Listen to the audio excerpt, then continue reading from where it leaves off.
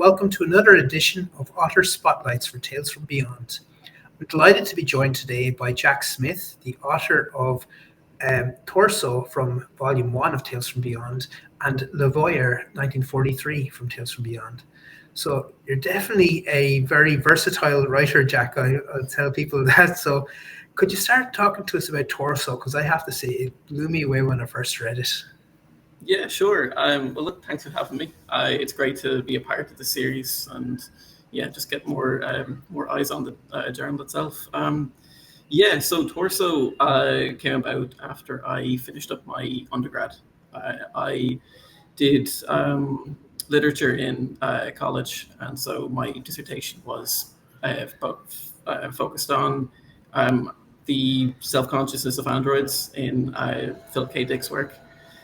And so after I finished that up, I decided, it'd be great for just like a short story, kind of take all of the ideas and distill them down into something. And it just so happened that Tales from Beyond was launching, and I decided to submit it there. And that's really it. Like, my background is mainly in research. That's where I find such an interest in kind of exploring ideas. But I feel like fiction is just easier to kind of get those views across. And there's science fiction is great for that. There's always a message behind the great stories. Torso was really just a kind of an examination, a very brief examination of self-consciousness from that lens. It was something that I remember was gripping when I read it, and I was delighted as well. I read your follow-up story there, I'll say story, but it's definitely, there is a story to it, Le Voyeur 1943, which I just remember reading and thinking, this guy really has a massive talent, because he's able to kind of go to something that was a little bit more comic edge, but also there was a lot of similar feelings in it's based in 1943, and there's in France, I believe, isn't this? So it was something that I was really impressed by, just how you were able to change gears almost to this other type of tale. It was lost in time almost. I just like writing dialogue, really. I think that's what I've kind of gleaned from this, from the two things that I submitted. I like writing about having set themes that I want to explore, and then kind of putting them to page, finding out where they kind of go. And again, that's why I love science fiction. When you take something like Andor that recently came out, what I think really worked about that was that it had a political message throughout. That it stayed very much on message with, and then that kind of informs the whole narrative, all the characters, all of that. My background is in engineering, so we have that's what I do for work, which people find very surprising when I tell them about all of the things.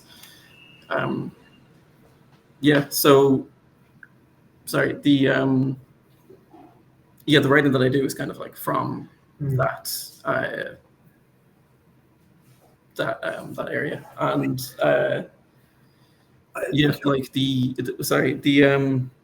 the books I started reading at the beginning was kind of like Isaac Asimov. Yes, he wrote the Arsenal as well. That's it. So robotics is the whole genre came from the Czech playwright Karel Čapek. His 1920 play on robots as the enslaved working class. Yes. And they rebel, and there's a whole working class message throughout that. And that when I used to read a lot of science fiction, it was kind of I always see it through that lens of that struggle of especially when I got to androids, which you probably see in the first piece I wrote. It's androids as this subjugated class, because when you look at Philip K. Dick's book, Do Androids Dream of Electric Sheep, when you distill down what the narrative actually is, it's about a group of enslaved individuals who break away from their owners, who flee, and then they're hunted down by bounty hunters. You could put that narrative into any part of history, and it's going to make sense. It's a struggle of marginalized people, and the central plot point is you have Deckard slowly realizing that he's fighting for the wrong side, that these people have self-consciousness. And Yeah. that's why it was a really interesting way to interesting book to kind of analyze through subconsciousness. And yeah, so that's kind of like where all of my writing comes from. I love the idea of taking fiction and just kind of looking at the political messages between them, and yeah, kind of adding my own to that where I can. Yeah, I was going to say as well with do androids dream of electric sheep? Not only is he on the wrong side, but he's also doing it just to get a real natural owl. So Yeah, it just goes yeah. to show that it's all the glitters is not gold. So yeah, actually, just on that as well, you've written a very interesting paper just on androids too. Could you tell us a little bit about that? Yeah, so that came from my dissertation. I got it published after a few more edits with the American Journal of Science Fiction and Philosophy. And yeah, it's just kind of like a prolonged version of what I wrote for college, and Yeah. it's a tough read. I'll be honest with you. It's very dense, and when I finished it, I was like, okay, I want to make this like a little bit more reader friendly, and that's why I Well, kind of well, you need to pushed think. into the fiction. Yeah, you Yeah, need to think about your audience though as well, Jack. I mean, we have people who are exactly. very much into hard sci-fi, so I think they'll be very interested to read it. And I'll put it up. Actually, a link will be in the description for this video as well as on the social media post for it. So I Yeah, think people great. should Thank really you. check it out. Nice. And I have to say as well, I remember when I was first reading, I had William Gibson was in my head as well. Like just, I know I'm a big fan of the Sprawl trilogy, and you have a lot of the similar things. Not so much with well, there's body augmentation, of course, in it, but it wasn't quite androids, but had a lot of the same principles there. Yeah, absolutely. Yeah, I mean that's what I really love about science fiction. You can always tell the period in which something was written, because it always takes something that's happening like in the modern sense, and there's like, okay, how do I see this in 10 years, 20 years, like 1,000 years? But you Yeah, can always like locate it. So like with Gibson's work, it's always like the inception of the internet, and like where is this going to take us? The whole idea of cyberspace, which he coined. And yeah, so like for right now, like when you talk about androids, it's in a different point as to where like Philip K. Dick was writing, where like mm, we have like this basically imposter, like AI that we speak about now is like quite like corporate. It's like it's jargon thrown in there to bump the stock price, but it isn't yeah, true AI. It's just large language models yeah, masquerading as sentience. And so when we write that now, and the books that come out about androids, like today, they should kind of have that as like a jumping off point. Like we have this fraudulence, so how do we actually start to like genuinely identify self-consciousness? yeah, And as opposed to like taking like for the books that came before, it was always like take the fact that AI becomes a thing, it's fully sentient as a given, and then see where that goes. But now we kind of have the issue of like having to prove that first and then going on. So it's strange. It's weird to see this kind of happen in our lifetimes. I was kind of more of the hope when I started all of this that it was still some ways away, but it's hard to tell these days. Oh no, certainly, and like yourself, actually, I started life really as an electronic engineer, and where I'm working, I work with some artificial intelligence specialists, and I still remember one of them had up a slides saying ChatGPT is rubbish. It's not going to be take off at all. And he showed it 18 months later, and he's like, "Yeah, that's where we actually thought Yeah, it just took us by surprise to a certain extent." So, yeah, uh, exactly. and excellent. And just wondering, Jack, do you have a novel or anything like that in mind for where your writing might go as well, or any? Yeah, I think my problem is that I have too many. I could really benefit from just dropping about five and focusing on one.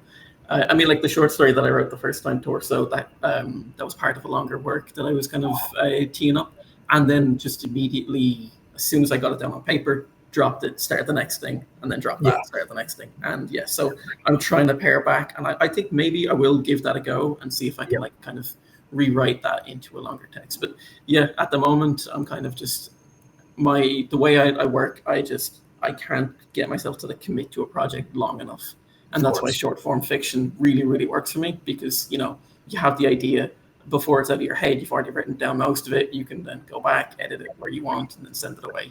And within like a few weeks, a couple of months, you have a piece that like you're satisfied with, and then you can move on to the next thing that's already in your brain. So Yeah. True.